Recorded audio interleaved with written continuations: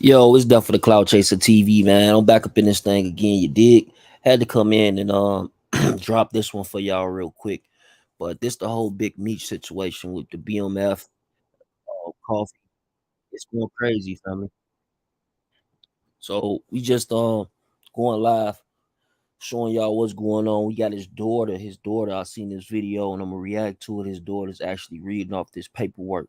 So y'all get in the comments and y'all let me know what y'all think. It's definitely the Cloud Chaser TV. If you're new to the channel, hit that subscribe button. Share this on Facebook and Twitter. Let's get to it, family. I'm Tamara Gatling. I'm making this recording in regards to my dad. He's Dionne Gatling. Most people know him as Cuffy. But I wanted to make this recording so I can shed light on some facts. My dad was set up by one of his best friends, which is Demetrius Flannery, also known as Big Meech. My dad and Meech have been friends for 30 years plus. I've known Meech my whole life. I look at him like an uncle. Like, this situation has been completely devastating on so many different levels. And there's still so many questions that aren't answered. At this point, I can only shed light on what I know for sure to be facts. And hopefully one day I will have the complete truth. But in 2011, around that time, Meech reached out to my dad in regards to creating a BMF movie. So Meech hooked my dad up with a woman named Tammy Cohen's. At the time, Tammy was Meech's power of attorney. Also, she owned the life rights. So my dad was working with Meech, Tammy, T, basically trying to work on a movie deal. So what Meech and Tammy did was called a third-party cooperation. What happened was, originally I was put with Tammy. I paid for the script. I paid $250,000. That's my script. That's why 50 when he came in, because we put a cease order in through my attorney. That's why they couldn't do a motion picture. That's why you didn't see the BMF story on the big screen. So 50 ran it through that star shit that he run that other corny shit that he do. So what happened was, homie, was I wasn't even the original target. They wanted to get a little Mexican. He's actually a cartel member out of LA named Suarez. You'll see his name in the paperwork. Fidel Suarez. He was their initial target. You feel me? Right. He was their initial target. But with me calling in while they were trying to set up Fidel Suarez, not about it. You know what I mean? I didn't put your name in this paperwork. How did you get in this paperwork? These are sworn documents. These are affidavits that have you listed as my unindicted co-conspirator. These are sworn documents. These affidavits went in front for wiretaps in front of a magistrate under the penalty of perjury. So you think them white folks gonna put themselves in a trick bag by putting Demetrius Flannery name in there as my unindicted co-conspirator? You're my unindicted co-conspirator, man. How did you get in my paperwork? And now there doesn't seem to be any anger or vitriol coming from your perspective about none of this. People are having a hard time accepting and understanding. They just don't want to believe it. He knows this, and everybody else knows this. Anything with Tammy comes from him. Not only that, what she testified in court to. What Special Agent Keith Cromer fired, disgraced DEA agent Keith Cromer when she was having a illicit sexual relationship with, which killed their case, which killed his time cut. A St. Louis man who led a local gang and ordered 2 murders was sentenced Friday to 27 years in prison, the U.S. Attorney's Office said. Dionne Lamont Cuffy Gatling, 53, was the leader of a gang that brought heroin, cocaine, methamphetamine, and marijuana in bulk and sold the drug in the St. Louis area from 2009 to 2014, prosecutors said. In order to retaliate against the man who cooperated with federal investigators that sent Gatling's brother, Deron Wani Gatling, to prison. Gatling ordered the murder of Theodis Howard. He was killed on the street outside of a St. Louis clinic on April 5th, 2010. Gatling drove a co-defendant, Andre Rush, and 2 shooters to the scene. Rush was there to point out Howard for the shooters. Deron Gatling died of an asthma attack in prison. Gatling had Rush shoot one of the drug dealer's associates, Terrence Morgan, on May 2nd, 2013 in the alley in St. Louis, Fox Park neighborhood. Gatling thought Morgan's phone was tapped and that the DEA couldn't use the recordings in the court if Morgan was dead. In murdering 2 men who knew about the criminal acts, Mr. Gatling took aim at the very foundation of the justice system, the U.S. Attorney Jeff Jensen said in a statement announcing the sentence. Gatling was brought down by a DEA investigation that began in Atlanta with an undercover officer who arranged to supply heroin and cocaine to Gatling. Gatling thought the man was affiliated with a drug cartel. But the nearly... Yeah, like as y'all can see, this shit getting deep, right? So they basically trying to say that Gatling trying to say that he was indicted and he wasn't even had anything going on at the time. And it was all based on conspiracy from a script that he helped write when it came to the original BMF script. You know, this supposed to have been a movie. Now, y'all get in the comments and y'all let me know what y'all think. Me personally, I'm thinking, I heard this story before. I want to say it was Doc Hicks years ago. Again, y'all let me know in the comments, but let's finish playing it. 4-year period that has passed since the indictment of Gatling and 3 others also revealed misconduct in the DEA's Atlanta's office. Defense lawyer repeatedly argued that evidence in the case should be tossed. They claim a DEA supervisor in Atlanta had an affair with a confidential informant who helped set up Gatling. The now former supervisor, Keith Comer, admitted that the relationship violated DEA's policy, prohibiting more than an arm's length relationship, but he denied having sex with her or falsifying reports to justify $212,000 in payments to her. Gatling pleaded guilty in February to 5 charges: cocaine distribution, conspiracy, heroin distribution conspiracy, attempting to possess both heroin and cocaine, and possession of 1 or more firearms in furtherance of a drug trafficking crime with deaths involved. Andrew Alfonso Rush has pleaded guilty to drug charges and a gun charge linked to 2 deaths as part of a deal in which prosecutors and his lawyers have agreed to recommend 25 years in prison. Timothy Lamont Rush, another man linked to the gang, pleaded guilty to drug charges and was sentenced May 3rd to the time he've already served in prison. A 4th man, Lorenzo Gibbs, has yet to be sentenced on drug charges. St. Louis, a federal drug agent denied in testimony here Friday that he ever slept with a confidential informer, but he admitted developing a personal relationship with her. The conduct of Keith Cromer, who was a group supervisor at the Drug Enforcement Administration office in Atlanta, is the subject of a continuing hearing on whether charges can move to trial against 4 alleged St. Louis drug ring members, 2 of them accused of murder.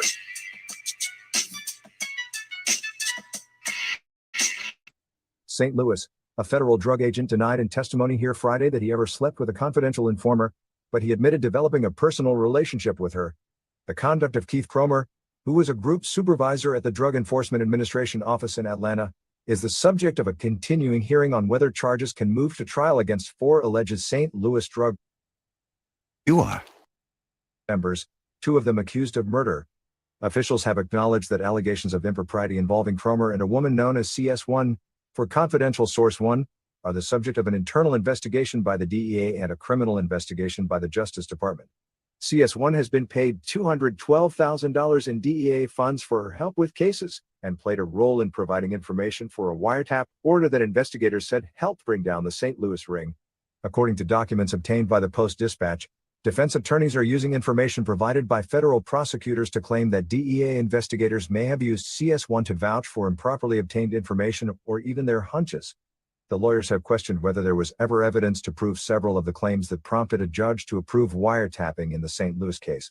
Cromer told U.S. Magistrate Judge Shirley Padmore Mensah, "There's no salacious activity going on." He acknowledged turning to CS1 for comfort after his son died of leukemia in 2011, saying the DEA's Employee Assistance Program had failed him. He said he was depressed, anxious, and had survivor's guilt, but was afraid to let anyone else know. "In hiding, I chose the wrong person," he said. He said he and CS1 had been to dinner, were in the same theater to see a Three Stooges movie and had been on 2 vacations, but stayed in separate rooms and were never intimate. He said sometimes his brother, who was dating CS1's neighbor, had invited her along. Cromer is married, or was at the time. He denied falsifying reports to justify payments to CS1 and said no subordinates had either. There's nothing wrong with the work, he insisted. That work is solid. CS1 was paid $2,500 per month by the DEA. Cromer said that there was no written agreement but that her work was recorded each month to justify her payment.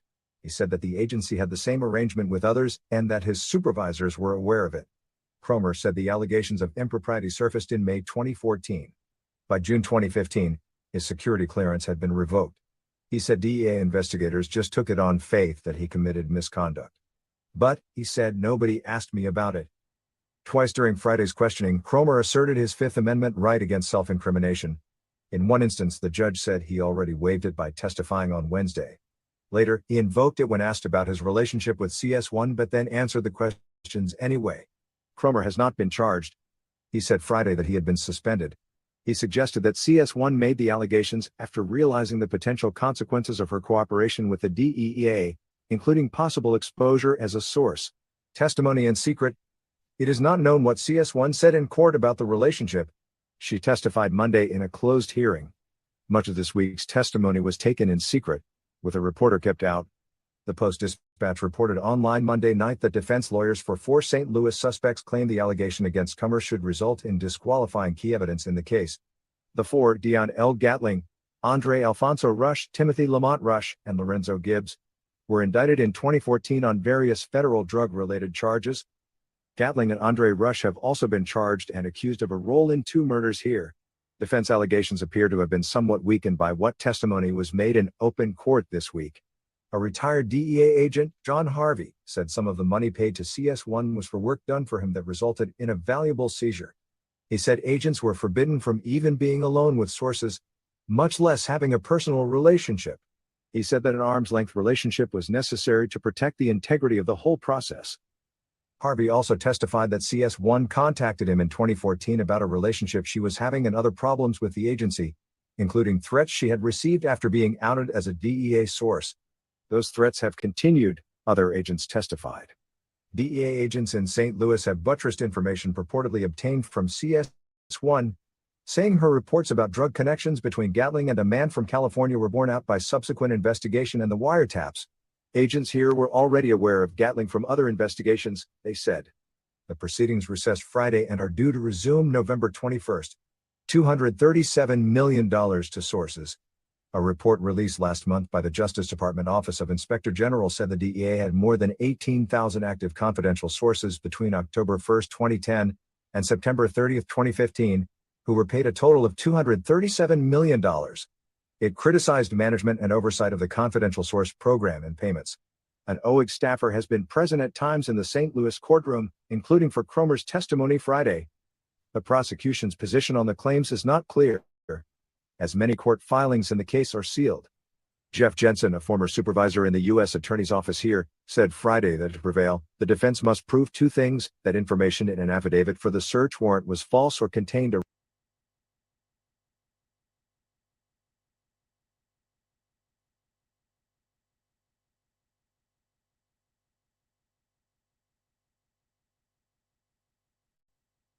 Staying cuffed, they got you on getting the budget. And when she clicked over, and all this is in court documents, she clicked over and told the feds, hey, wait up, there's Cuff on the other end. And when they heard Cuff, they lost their mind. So they and tried, said, fuck Fidel, right, and directed this toward me. But the original target was Fidel. So how much did he incur in terms of legal action or pursuit? Did they try to pursue him at the same time, or once they knew you were in the mix, they was like, fuck him, let's just get this They dropped him. They was like, fuck him. And it was really hard explaining this to a federal judge. So you went at this nigga, Cuff, over a known cartel member who not only beat you all out in 2005, they had a hard time in the courtroom explaining that to the judge. But that's just how much vitriol they have for brothers. You understand? Right. And this was a case out of St. Louis. The indictment that came down where they attempted to get you was coming out. Did that originate out of St. Louis? It originated out of Atlanta, Georgia, but it stumped to the highest power.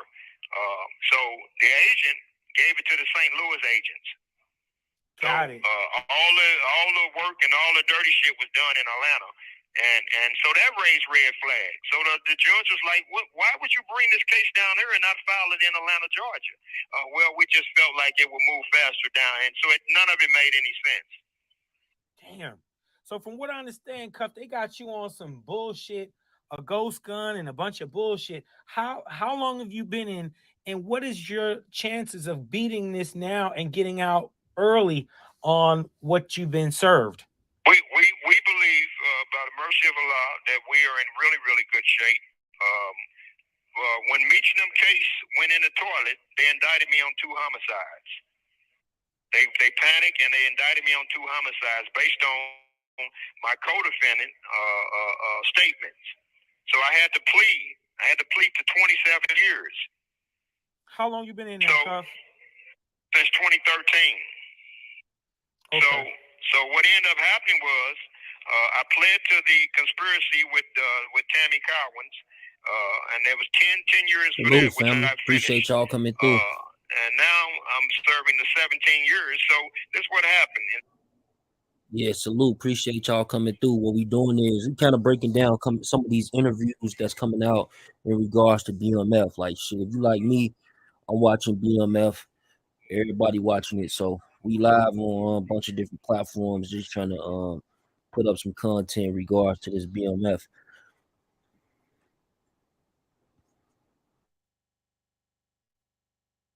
Instead of me pleading to the murders, they let me plead to an invisible gun, homie.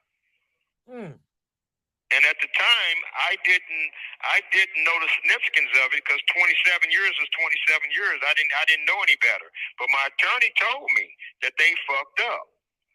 You don't have a gun. You never had a gun. They don't even allude to you having a gun, and they let you plead to a gun.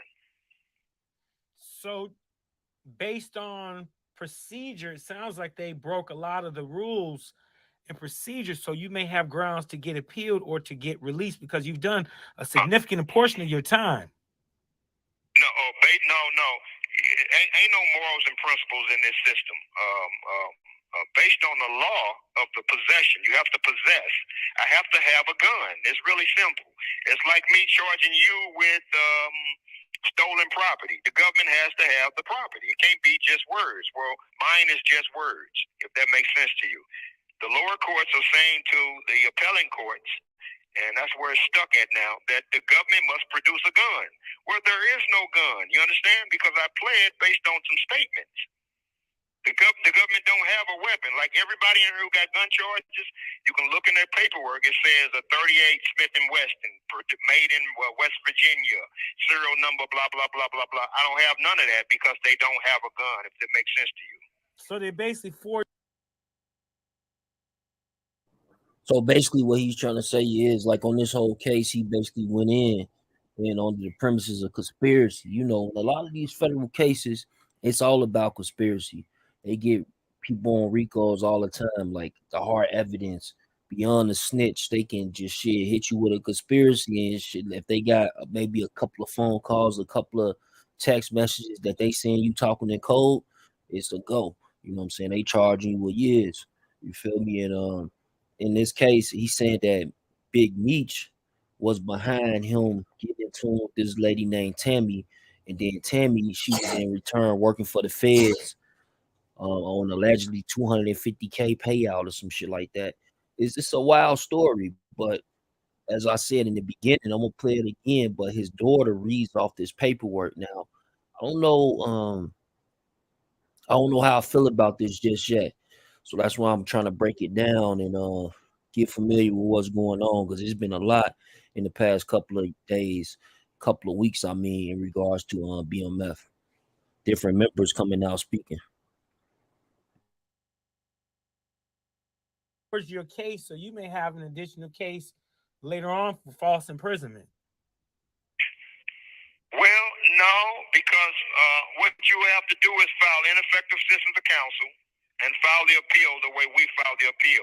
And your relief is basically the court saying, the higher court saying that if you don't have a weapon, you must release him. And the government don't have a weapon. So they know they're in trouble. They know that this is one big quagmire, and that's where we're at. So you basically just waiting for the due diligence now for them to run out of time to produce this item that never existed.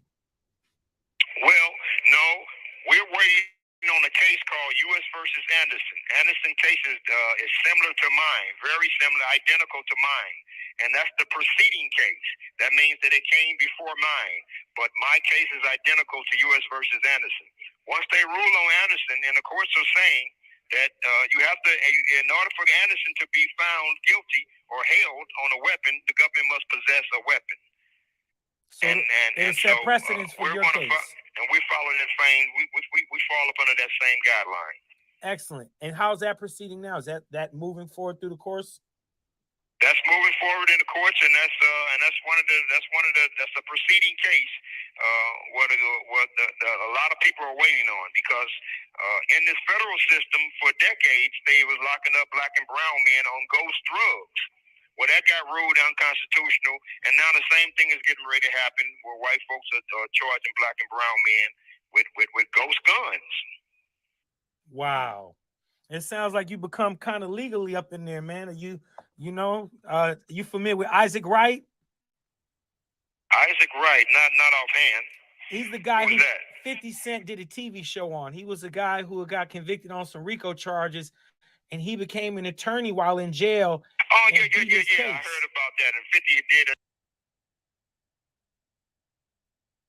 a lot of things. I worked with Vibe. I met a lot of people, but my thing is always being a humble, nice guy. So, a lot of times people get in positions, they arrogant and they miss all the connects. I'm the humble guy. I want to talk to the quiet nigga in the corner and this person right here and the nigga mopping the floor, because you never know how circumstances change. You need all types of people in your corner. But 2015, no, that was like 14. Way earlier than that. It started way earlier than that. Way earlier than that. Around 2010, homie. Way earlier than that. I'm sorry, we gotta go way back. We put $50 million on the table through Lionsgate Films, through Louis Burrell's Connect.